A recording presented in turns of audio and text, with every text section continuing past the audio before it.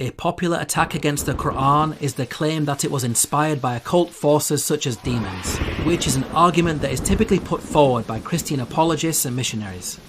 In this video, we take a unique approach to refuting this attack, one that involves comparing the Quran to a real occult text.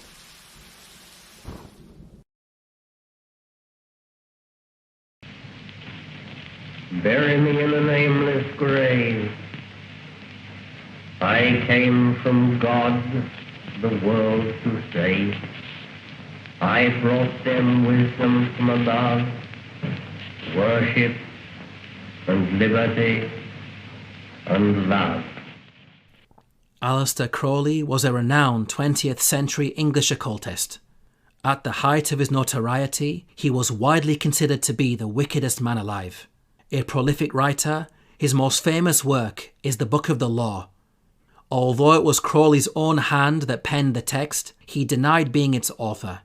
Crowley claimed that during his travels to Egypt in 1904, a supernatural entity that called itself Aiwass made contact with him.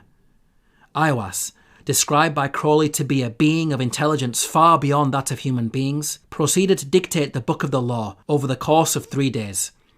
After this experience, Crowley publicly announced his prophethood and claimed that he had been chosen by the gods to guide humanity into a new spiritual age. He went on to found the religion of Thelema, which he based on the principles of the Book of the Law. What makes Crowley an ideal candidate as a point of comparison is that his claims mirror that of Muhammad, peace be upon him, in the sense that he also claimed to be a divinely inspired prophet chosen to enlighten mankind.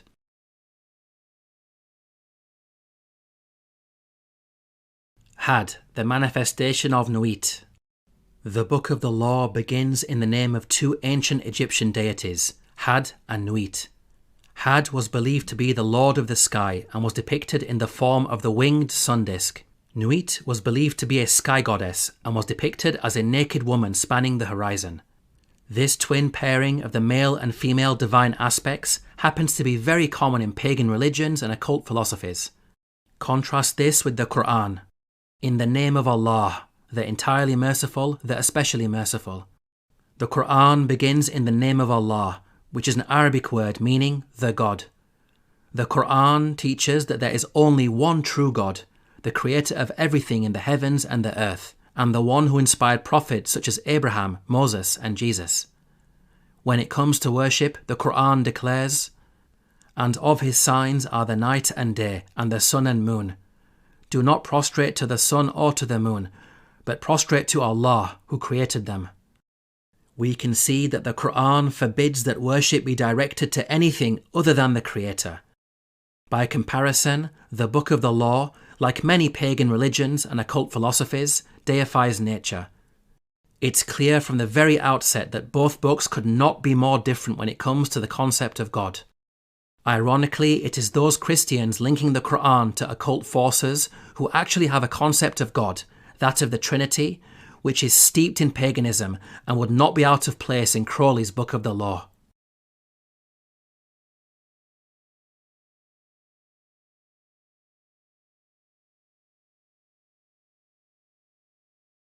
Every man and every woman is a star. This is typical of how the Book of the Law engages with its audience, appealing to base emotions such as vanity and arrogance. Again, this is common in pagan religions and occult philosophies, with their extravagant costumes, lavish ceremonies, and elaborate rituals. They also teach that man has the potential to ascend and become godlike.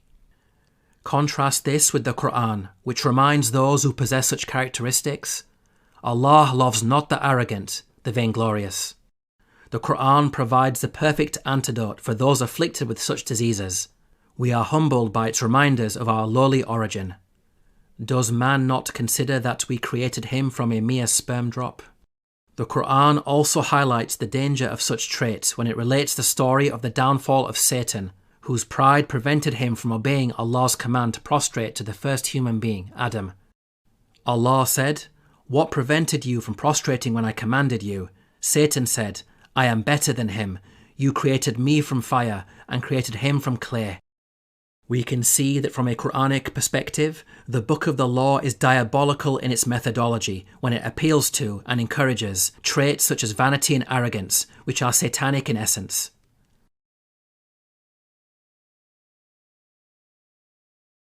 Let my servants be few and secret.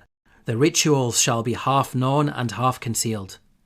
Secrecy is another hallmark of the occult, which typically operates in the shadows. Very little of what goes on behind closed doors is known to the public. Outsiders are offered glimpses in order to lure them in, but it's only when one is initiated into the occult and rises through its ranks that one gains full access to its teachings. By contrast, the Quran encourages Muslims to outwardly declare their religion. And who is better in speech than one who invites to Allah and does righteousness and says, "Indeed, I am of the Muslims." The Quran even condemns those who conceal knowledge from others. Indeed, those who conceal what we sent down of clear proofs and guidance, those are cursed by Allah. We can see that unlike the occult, Islam's teachings are freely and openly available to all. Let's now compare this to Christianity. Paul taught, "But God has revealed it to us by his Spirit. The Spirit searches all things, even the deep things of God. We have not received the Spirit of the world, but the Spirit who is from God, that we may understand what God has freely given us." Paul said that while God's message is freely available to all, only those endowed with the Spirit can actually comprehend its true meaning. We can see that again, ironically, it's actually Christianity that bears more of a resemblance to pagan religions and occult philosophies, because it too contains mystery teachings. That is, knowledge that is publicly available and in plain sight, but only intelligible to those who are insiders.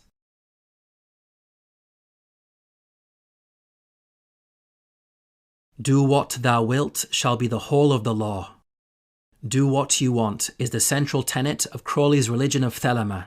This philosophy, which is satanic to the core, debases human beings by reducing them to the status of animals. For what are animals other than creatures of desire, acting on impulse, with no regard for moral rights and wrongs?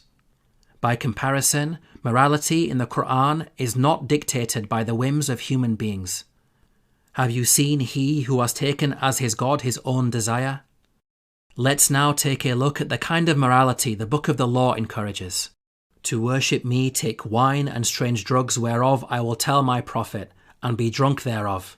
They shall not harm ye at all. Lust, enjoy all things of sense and rapture. We can see that the Book of the Law promotes vices such as promiscuous sex, alcohol and drugs, which bring with them a whole host of societal harms, such as disease, addiction and financial ruin. From a psychological perspective, it's interesting that the Book of the Law happens to condone and encourage the very vices that Crowley himself indulged in before he announced his prophethood. By contrast, the Quran teaches the exact opposite. O mankind, eat of that which is lawful and wholesome in the earth, and follow not the footsteps of the devil. Islam wants believers to be strong in mind, body and spirit. Anything that is harmful to the individual or wider society is prohibited. Unlike the Book of the Law, the Quran prohibited the harmful vices that the 7th century pre-Islamic Arabs indulged in.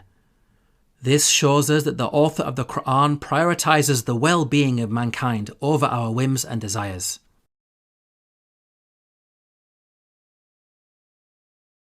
For there is none like unto thee among men or among gods. Lift up thyself, O my prophet, thy stature shall surpass the stars. They shall worship thy name. What should we make of these lofty claims that Crowley's stature shall surpass the stars, and that there is none like him among men or gods? On the one hand, Crowley became an icon in the 1960s, with his libertine attitude to sex and drugs striking a chord with countercultural movements. However, in terms of the world stage, this prophecy is an abject failure. It's been over a century since the Book of the Law was first written, and over half a century since Crowley's death, and yet his impact on the world stage is negligible when compared to other religions and movements. Another example of a failed prophecy is the following. But your holy place shall be untouched throughout the centuries, though with fire and sword it be burnt down and shattered. Yet an invisible house there standeth. Crowley identified the holy place mentioned here in the Book of the Law as Boleskine House, a manor on the south-east side of Loch Ness in the Scottish Highlands. Crowley purchased this property in 1899 because he believed its architecture and secluded location were ideal for the performance of magic rituals. In 2015, Boleskine House was badly damaged in a fire in mysterious circumstances, thus fulfilling the prophecy that it would be burnt down, according to followers of Crowley. Now, upon reflection, this is an unremarkable prediction for a number of reasons. Firstly, it could be self-fulfilling, as it's possible that a follower of Crowley intentionally set the house on fire in order to make the prophecy come true. Secondly, even if the fire was just an accident, houses burn down all the time, so such an event is commonplace. Thirdly, one could argue that its destruction was inevitable, as the house has long been feared by Scottish locals, who had a motive to rid their community of what many perceived to be a place of great evil and bad luck. Now, where the prophecy falls apart is the mention that Boleskine would remain an invisible house after its destruction. Recently, Scottish authorities acknowledged the house's remains as a heritage site, and it is currently under restoration with plans to make it a tourist attraction. The Book of the Law is in fact filled with such inaccurate prophecies, regardless of which entity inspired the work, be it demons or even Crowley's own subconscious. What we know for certain is that it is not the product of a divine being. This is because divine beings have accurate knowledge and insight into the future. By comparison, the Qur'an and teachings of Prophet Muhammad, peace be upon him, are filled with accurate prophecies. Check out my video, Mind-Blowing Prophecies of Muhammad, to see many such examples. What this shows is that the one who inspired them has genuine knowledge of the unseen, which is a characteristic of God.